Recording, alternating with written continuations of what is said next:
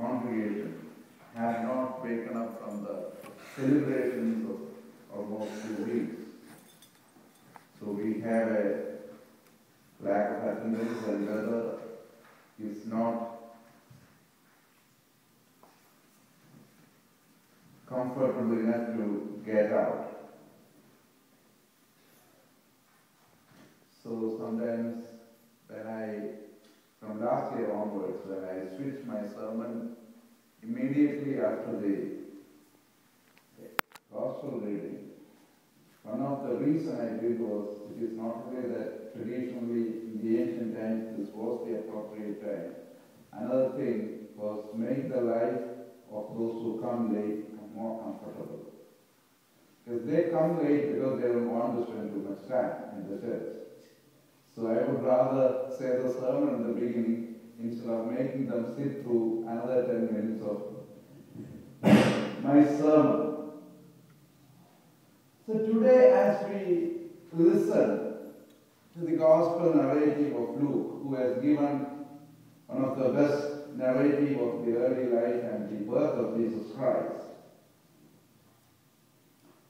sometimes it makes us wonder whether it shows the teenage irresponsibility of Jesus Christ or irresponsibility of his mother, whose responsibility was to make sure the child was with them when they take to a big temple feast.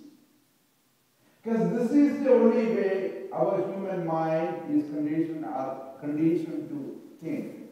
For us, everything is a problem and solution. And even for Mary, this was so. In all probability, she might have thought that the child is among the group, and they just happily went on for a day's journey. So remember, it was not an easy search. They went for a whole day, and then she had to walk back and then search for another 3 days. So we can imagine what all emotions could have gone through that mother's heart. And also remember the responsibility she has about, she knows, she is one among the very few who knows the future of this child. She knows from the day she conceived him that this child is destined to be something big, and specifically to be the Savior of the world. And that knowledge gives her the great responsibility.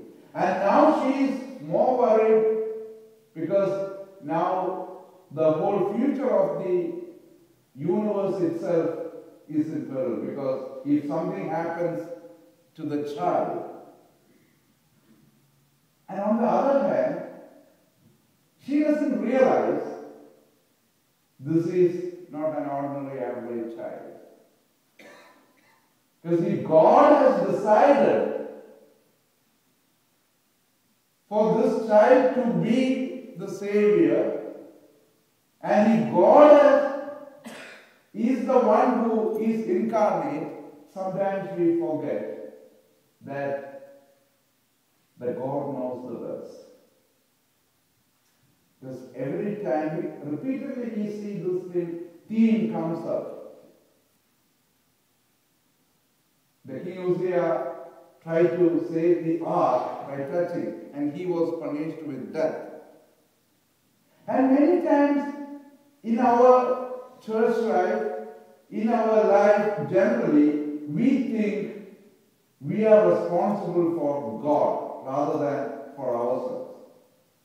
So many times we are in the process or in the attempt of trying to save God troubles, whether it is prayer or anything, it is about we are trying to teach God. And Jesus, in a nice way, asked his mother the same question. Mother, don't you know that where I should be? Because she is asking her, you are the only one who knows where I should be and what I should be. And this is also a tension we always experience. with our responsibilities and the trust in God. Whether to be righteous or to be grateful. Whether to be humanly cunning or to trust in God's mercy and leave things to Him. So now we have celebrated Christmas and we are moving forward. In a very allegorical sense, the child born last week is growing in us. And the child, if it doesn't grow, what would happen? Remember, if you have a child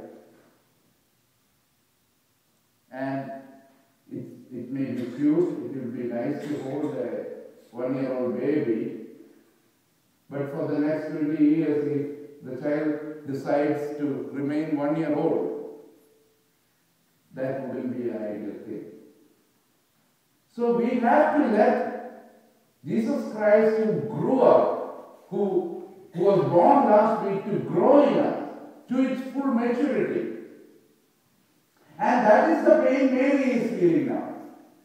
It is not that little child whom she had to carry and run to Egypt to protect. Now slowly, and also remember, traditionally it says that it's about the age of 12. In the ancient world, 12 was not too young. Maybe 15 or 16 people used to get married. So this is the realization of Mary.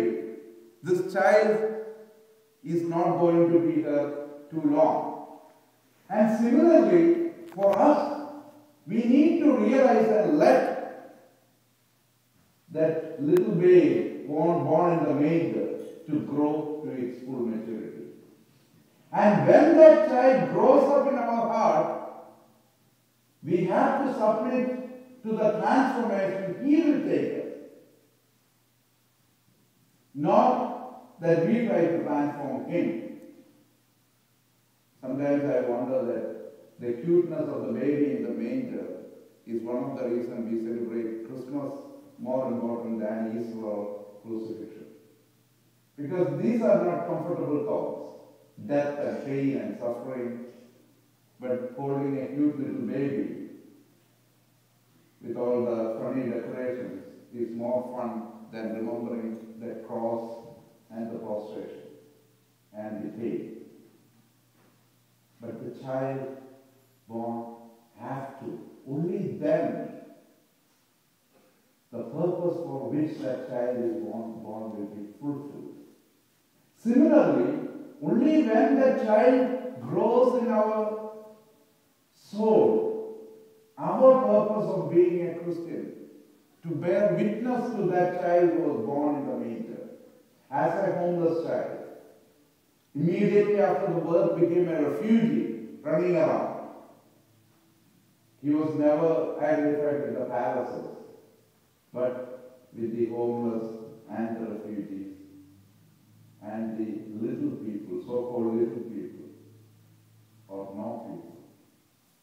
That is where our identity lies. If we think, or if we act that our identity is with Jesus Christ, then God bless you. Thank you.